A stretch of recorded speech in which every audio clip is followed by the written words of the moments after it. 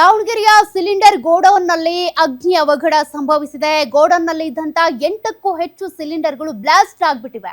Cylinder ಸ್ಫೋಟಗೊಂಡು ಮೂವರಿಗೆ ಗಂಭೀರ ಗಾಯಗಳಾಗಿರೋದು.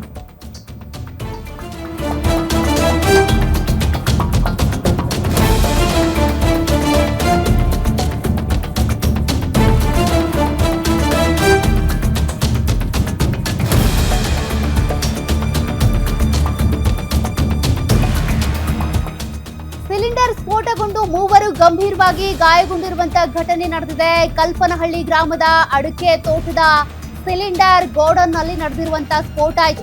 Anil ಎಂಬಾತನಿಗೆ ಸೇರಿದಂತಹ cylinder ಸಂಗ್ರಹಾಲಯ ಬೆಂಕಿ ನಿಯಂತ್ರಣಕ್ಕೆ ತರುತ್ತಿರುವಂತಹ ಅಗ್ನಿಶಾಮಕ ಸಿಬ್ಬಂದಿ. ಸಿಲಿಂಡರ್ ಗೋಡೌನ್ನಲ್ಲಿ ಸಂಭವಿಸಿರುವಂತಹ ಸ್ಫೋಟ ಇದು. ನೋಡಿ, ಅಗ್ನಿ ಅವಘಡಗಳು ಹೇಗೆ ಪ್ರತಿನಿತ್ಯವೂ ಕೂಡ ಹೆಚ್ಚಾಗ್ತಾ ಇವೆ ಅನ್ನೋದನ್ನ ನಾವಿಲ್ಲಿ ಗಮನಿಸ್ತಾ ಇದ್ದೀವಿ. ಒಂದು ಸಿಲಿಂಡರ್ ಅನ್ನ ನಾವು ಸಂಗ್ರಹಣೆ ಮಾಡ್ತೀವಿ ಅಂದ್ರೆ ಅದಕ್ಕೆ ಬೇಕಾಗಿರುವಂತಹ ಪ್ರಿಕಾಷನ್ಸ್ ತೆಗೆದುಕೊಂಡಿದ್ರಾ? ಅದು ಮೊದಲನೇ ಪ್ರಶ್ನೆ. ನೋಡಿ, ಇಲ್ಲಿಗ ಸಿಲಿಂಡರ್ ಸ್ಫೋಟ ಆಗ್ಬಿಟ್ಟಿದೆ. ಸದ್ಯ ಬೆಂಕಿಯನ್ನ ತಹಬದಿಗೆ ತರುವಂತಹ ಪ್ರಯತ್ನ ಅಗ್ನಿಶಾಮಕ ದಳ ಸಿಬ್ಬಂದಿಯಿಂದ ನಡೀತಾ ಇದೆ. ಆ ದೃಶ್ಯಗಳನ್ನ ನೀವು ಗಮನಿಸ್ತಾ ಇದ್ದೀರಿ. ಸ್ಫೋಟದ ದೃಶ್ಯಗಳೇನಿವೆ ಎದೆ ಜಲ್ ಅನ್ನಿಸುವಂತಿವೆ.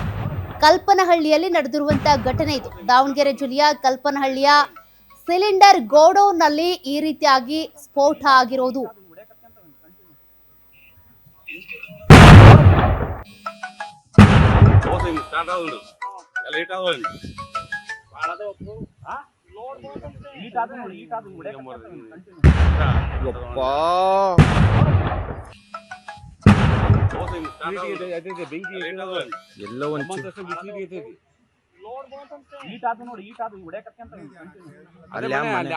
ಮನೆ ಮನೆ ಯಾವಿಲ್ಲ, ಇದೊಂದೇ ಲಾಸ್ಟ್.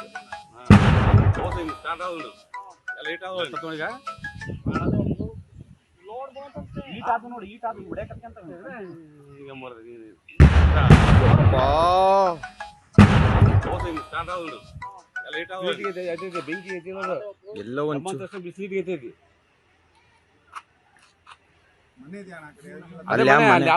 ಮನೆ ಮನೆ ಯಾವಿಲ್ಲ, ಇದೊಂದೇ ಲಾಸ್ಟ್.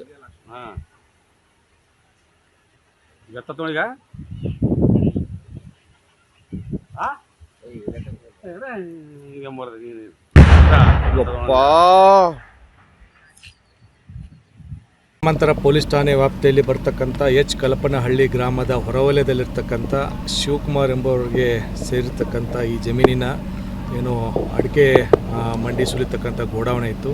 ಈ ಗೋಡಾವಣದಲ್ಲಿ ಅನಿಲ್ ಅಂತ ಹೇಳಿ ಅವರು ಸಿಲಿಂಡರನ್ನು ಸ್ಟೋರ್ ಮಾಡಿದ್ರಂತೆ. ಸ್ಟೋರ್ ಮಾಡಿರ್ತಕ್ಕಂಥ ಸಿಲಿಂಡರು ಇವತ್ತು ಮಧ್ಯಾಹ್ನ ಸುಮಾರು ಪೊಲೀಸರಿಗೆ ಮಾಹಿತಿ ಪ್ರಕಾರ 2 ಗಂಟೆ 20 ನಿಮಿಷದಲ್ಲಿ ಸಣ್ಣ ಸ್ಫೋಟವಾಗಿದೆ. ಆ ಸ್ಫೋಟ ಒಂದಕ್ಕೊಂದು ಹತ್ಕೊಂಡು ಸುಮಾರು ಸಿಲಿಂಡರ್ಗಳು ಇಲ್ಲಿ ಸ್ಫೋಟ ಆಗಿದೆ ಅಂತ ಬಿಟ್ಟು ಮಾಹಿತಿ ಮೇರೆಗೆ ನಮ್ಮ ಎಲ್ಲ ಗ್ರಾಮಾಂತರ ಇನ್ಸ್ಪೆಕ್ಟರು ಮತ್ತು ಫೈರ್ ಟೆಂಡರ್ಗೆ ಇಮಿಡಿಯೇಟಾಗಿ ಕರೆ ಕೊಟ್ಟು ಫೈರ್ ಟೆಂಡರ್ ಬಂದು ಎಲ್ಲ ಇದನ್ನು ಸಿಲಿಂಡ್ರ್ ಏನು ಸ್ಫೋಟಗೊಂಡು ಎಲ್ಲ ಬೆಂಕಿಯನ್ನು ಹತೋಟಿಗೆ ತೆಗೆದುಕೊಂಡು ಇದು ಮಾಡಿದ್ದಾರೆ. ಈ ಒಂದು ಸ್ಫೋಟ ಇದರಲ್ಲಿ ಅನಿಲ್ ಎಂಬವರಿಗೆ ಗಾಯಗಳಾಗಿದ್ದು, ಸಣ್ಣ ಪುಟ್ಟ ಗಾಯಗಳಾಗಿದ್ದು, ಅವರು ಖಾಸಗಿ ಆಸ್ಪತ್ರೆಯಲ್ಲಿ ಟ್ರೀಟ್ಮೆಂಟನ್ನು ತೆಗೆದುಕೊಳ್ತಾ ಇದ್ದಾರೆ. ಮತ್ತು ಇದಕ್ಕೆ ಸಂಬಂಧಪಟ್ಟಂತೆ ಈ ಒಂದು ಸ್ಥಳಕ್ಕೆ ನಾವು ಕೂಡ ಭೇಟಿ ನೀಡಿ ಎಲ್ಲ ಮುಂದೆ ನಡೀತಕ್ಕಂಥ ಯಾವುದೇ ರೀತಿಯ ಅಹಿತಕರ ಘಟನೆ ನಡೀಬಾರ್ದು, ಬೇರೆದವ್ರಿಗೆ ಸಾರ್ವಜನಿಕ ಇಂಜುರಿ ಆಗಬಾರ್ದು ನಿಟ್ಟಿನಲ್ಲಿ ಎಲ್ಲ ಸೂಕ್ತ ಕ್ರಮಗಳನ್ನು ಮುಂಜಾಗ್ರತಾ ಕ್ರಮ ಕೈಗೊಂಡು ಫೈರ್ ಟೆಂಡರ್ದವರಿಗೆ ಫೈರನ್ನು ಹತ್ತಿಕ್ಕಿದ್ದಾರೆ.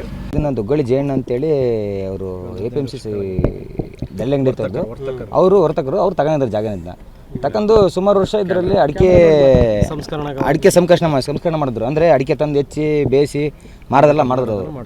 ಈಗ ಅವರು ದೊಗ್ಗಳಿ ಜಯಣ್ಣ ಅಂತ ತೀರ್ಕಿದ ಮೇಲೆ ಮಕ್ಕಳಿಗೆ ಏನೋ ಅವ್ರಿಗೆ ಡಿವೈಡ್ ಅನ್ನೋದು ವಾತಾವರಣ ನನಗೆ ಗೊತ್ತಿಲ್ಲ, ಅವ್ರ ವೈಯಕ್ತಿಕ ಗೊತ್ತಿಲ್ಲ, ವಾತಾವರಣ ಗೊತ್ತಿಲ್ಲ ನಮ್ಗೆ ಏನಂತೇಳಿ ಅದು ಗ್ಯಾಸಿಗೆ ಗೋಡಮಿಗೆ ಬಾಡಿ ಕೊಟ್ಟಿವಿ ಅಂತ ಅಂದರು. ನಾನು ಪಂಚಾಯತಿ ಮೆಂಬರು. ಅದು ನಮ್ಮ ಪಂಚಾಯತಿ ಗಮನಕ್ಕೆ ಇಲ್ಲ. ಇದು ಪಂಚಾಯತಿಯಿಂದ ಲೈಸೆನ್ಸ್ ತಗೊಂಡಲ್ಲ, ಏನೂ ಇಲ್ಲ ಇದ್ರಾಗೆ. ತಗೊಂಡಿದ್ರ ಕಾರಣ ನಾವು ಕೆಲವು ಕೇಳಿದ್ವಿ ಇಲ್ಲಿ ಯಾಕೆ ಗ್ಯಾಸಿಗೆ ಗೋಡ ಮಾಡಿರುತ್ತೆ ಅಂತ. ಇಲ್ಲ, ಅದು ಖಾಲಿ ಗ್ಯಾಸಿಂದ ಏನಕ್ಕೆ ಇಟ್ಕೊಂಡು ಕೊಟ್ಟಾರ ಅಂತ ಹೇಳಿದರು. ನಮಗೆ ವಾತಾವರಣ ಗೊತ್ತಿಲ್ಲ ಸದ್ದು. ಈಗ ಇಲ್ಲಿ ತುಂಬಿದ ಗ್ಯಾಸು ಖಾಲಿ ಗ್ಯಾಸಕ್ಕೆ ನಾವು ಊರಿಂದ ಹೊರಗತ್ತಲ್ಲ, ಊರಿಂದ ಹೊರಗತ್ತೆ ಅಂತ ನಾವು ಸುಮ್ಮನಾಗಿದ್ವಿ. ಇಷ್ಟು ದಿನ ಖಾಲಿ ಗ್ಯಾಸ್ ಅಂತ ತಿಳ್ಕೊಂಡಿದ್ವಿ. ಇವತ್ತು ಬ್ಲಾಸ್ಟ್ ಆದ್ಮೇಲೆ ಗೊತ್ತಾಯ್ತು ತುಂಬಿದ ಗ್ಯಾಸ್ ಅಂತೇಳಿ. ಕೆಲವರು ಡೀಟೇಲ್ಸ್ ಕೊಡ್ತಾರೆ ಪ್ರತಿನಿಧಿ ಮಲ್ಲಿಕಾರ್ಜುನ್ ಕೈದಾಳೆ. ಮಲ್ಲಿಕಾರ್ಜುನ್, ಈ ಘಟನೆ ಸಂಭವಿಸಿದ ಹೇಗೆ? ಈ ರೀತಿ ಸಿಲಿಂಡರ್ಗಳನ್ನ ಸಂಗ್ರಹ ಮಾಡಿಟ್ಕೊಂಡಿದ್ದಾರೆ ಅಂದ್ರೆ ಅದಕ್ಕೆ ಲೈಸೆನ್ಸ್ ತೆಗೆದುಕೊಂಡಿಲ್ಲ ಅಂತ ಕೂಡ ಅಲ್ಲಿ ಗ್ರಾಮ ಪಂಚಾಯತಿ ಸದಸ್ಯ ಆರೋಪ ಮಾಡ್ತಿದ್ದಾರೆ. ಏನ್ ಡೀಟೇಲ್ಸ್ ಇದೆ? ಹೌದು, ಖಂಡಿತ ಸೌಖ್ಯ. ಏನಂತಂದ್ರೆ ಈ ಅಕ್ರಮವಾಗಿ ಸಿಲಿಂಡರ್ ನ ಒಂದು ಸ್ಟಾಕ್ ಮಾಡಿರ್ತಕ್ಕಂಥ ಒಂದು ಗೋದಾಮಿನಲ್ಲಿ ಒಂದು ಅಗ್ನಿ ಅವಘಡ ಆಗಿರ್ತಕ್ಕಂಥದ್ದು. ಅಗ್ನಿ ಅವಘಡದಲ್ಲಿ 3 ಗಾಯಗೊಂಡಿದ್ದಾರೆ. ಅದರಲ್ಲಿ ಶಿವಕುಮಾರ್ ಅನ್ನೋಂಥವ್ರು ಏನಿದೆ ಅವ್ರು ಗಂಭೀರವಾಗಿ ಗಾಯಗೊಂಡಿರ್ತಕ್ಕಂಥದ್ದು. ಅಂದ್ರೆ ಈ ಒಂದು ಘಟನೆ ಆಗಿರ್ತಕ್ಕಂಥದ್ದು ದಾವಣಗೆರೆ ತಾಲೂಕಿನ ಎಚ್ ಕಲಪನಹಳ್ಳಿ ಗ್ರಾಮದ ಹೊರವಲಯದಲ್ಲಿರ್ತಕ್ಕಂಥ ತೋಟದಲ್ಲಿ ಒಂದು ಘಟನೆ ಆಗಿರ್ತಕ್ಕಂಥದ್ದು. ಅಂದ್ರೆ ಇಲ್ಲಿ ಅಕ್ರಮವಾಗಿ ಸಿಲಿಂಡರ್ ನ ಸ್ಟಾಕ್ ಮಾಡಿರ್ತಕ್ಕಂಥದ್ದು.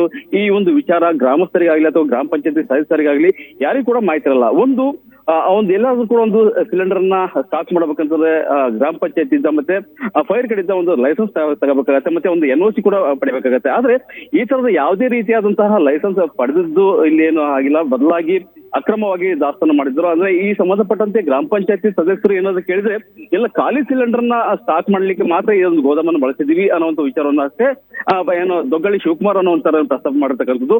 ಆದ್ರೆ ಇಲ್ಲಿ ನೋಡಿದ್ರೆ ತುಂಬಿರ್ತಕ್ಕಂತಹ ಗ್ಯಾಸ್ಗಳನ್ನ ತಂದ್ಬಿಟ್ಟು ಇಲ್ಲಿ ಸ್ಟಾಕ್ ಮಾಡಿರ್ತಕ್ಕಂಥ, ಅಂದ್ರೆ ಇಲ್ಲಿಗೆಲ್ಲಾಗೆ ಒಂದು ಸ್ಟಾಕ್ ಮಾಡಿರ್ತಕ್ಕಂಥದ್ದು.